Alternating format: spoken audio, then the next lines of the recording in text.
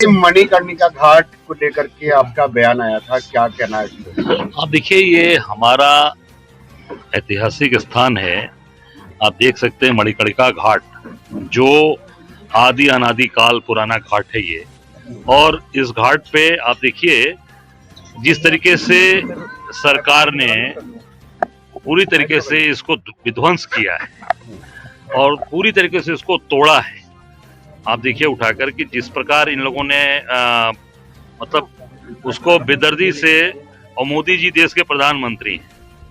आप देखिए ये पूरा है, ये देखिए आप, ये बुलडोजर सामने खड़ा करके और ये पूरा का पूरा ये विध्वंस किया गया है। हजारों साल पुरानी ये माता अहिल्याबाई होलकर जी की मूर्तियां हैं, बाबा विश्वनाथ, वहाँ शिवलिंग है, वहां पर आप ये देख सकते हैं। ये बनारस की ऐतिहासिक ये तीर्थ है, ये हमारा मणिकर्णिका तीर्थ है, जो आज तक कभी भी ध्वंस नहीं हुआ। उसको पूरी मोदी जी जो धर्म के रक्षक बन रहे हैं, एक तरफ हनुमान जी को पतंग में उड़ा रहे हैं हनुमान जी को। अब बड़ी बड़ी बात करने वाले लोग, योगी जी बैठे हैं जो गेरुआ वस्त्र पहनकर मुख्यमंत्री हैं, आज ये विध्वंस किया जा रहा है।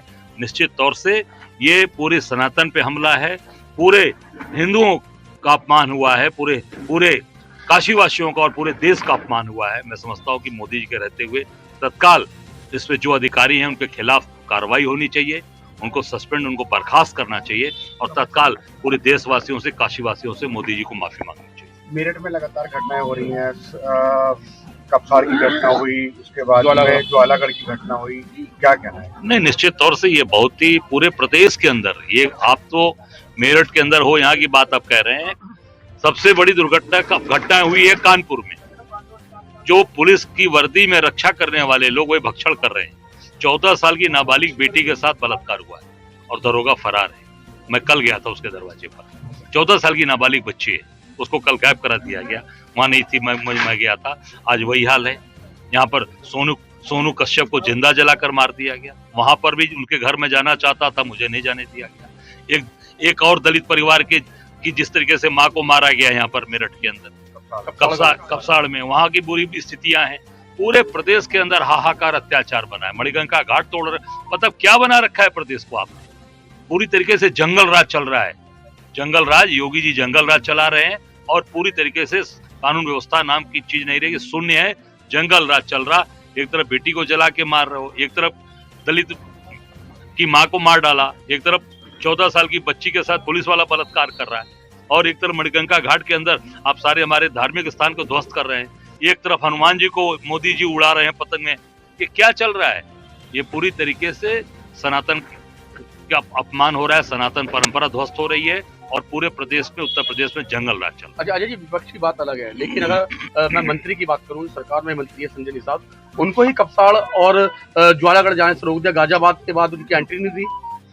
इसी में मैं कोट करना चाहूंगा, जिस तरीके से वहाँ विपक्ष के सारे नेताओं को रोका जा रहा है, आलम यह है कि हाथरस के बाद अब मीडिया तक को वहाँ रोक दिया गया, पूरी तरीके से बैरिकेडिंग कर दी गई। क्या कहना? खुद मंत्री को रोक दिया, सरकार के मंत्री को रोक दिया, गाजियाबाद के बाद एंट्री नहीं दी संजय निषाद। देखिए, इसका मतलब कि अब ये सोच लीजिए कि जब उत्तर प्रदेश सरकार के मंत्री, उनको इस्तीफा देके, तत्काल इस्तीफा देके अपने घर जाना चाहिए।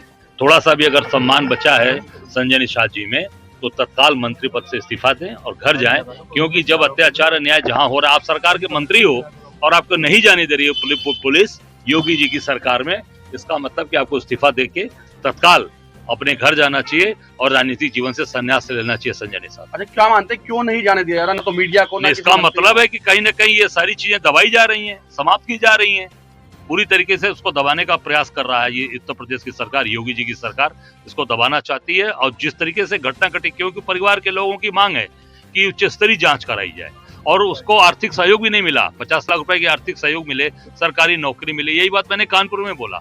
तो ये पूरी तरीके से इन चीजों को दबाने का काम हो रहा है, बाहर ना आवे इसलिए। उत्तर प्रदेश के सरकार के मंत्री का नहीं जाना, ये तो सीधे सीधे अपमान है, अपमान है उस व्यक्ति का। मैं उस जगह पे होता तो तत्काल इस्तीफा देके मैं घर चला जाता, तत्काल इस्तीफा देके घर चला जाता, और निश्चित तौर से इस्तीफा देना चाहिए उनको। मेरी मांग है इस्तीफा देकर डटकर खड़े होइए, और जो दलित समाज और जो जिस समाज के साथ अत्याचार अन्याय हो रहा है उसके साथ डटकर संजय निषाद खड़े हों और उसकी मदद करें। अच्छा, जो हालात है कांग्रेस क्या स्टैंड है? कांग्रेस पूरी तरीके से स्टैंड ली हुई है।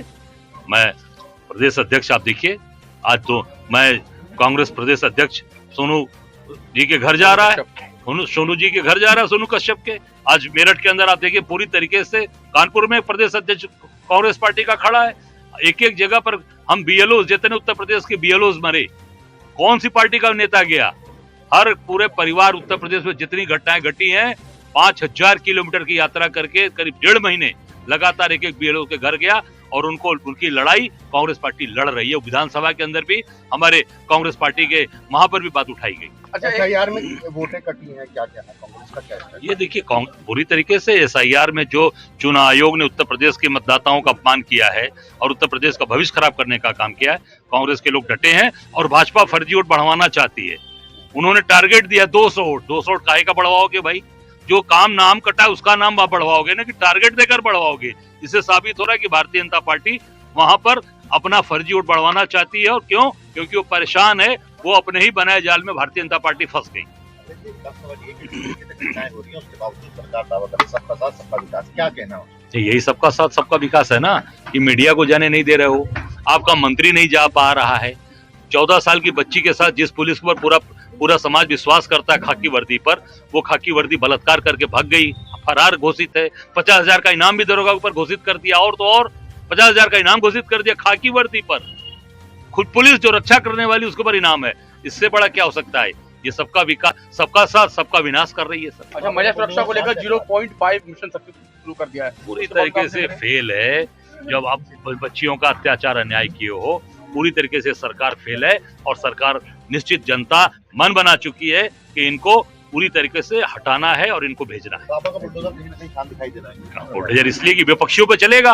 अभी कांग्रेस का कोई व्यक्ति होता, कोई कांग्रेस का व्यक्ति होता तब तो उसका घर गिरा दिया गया होता, उसके ऊपर तुरंत उनके ऊपर कार्रवाई हो जाती। और अभी बाबा का इसलिए बुलडोजर शांत है कि जो लोग उसमें शामिल हैं वो बाबा के चाहने वाले हैं, बाबा को उनके साथ खड़े हैं।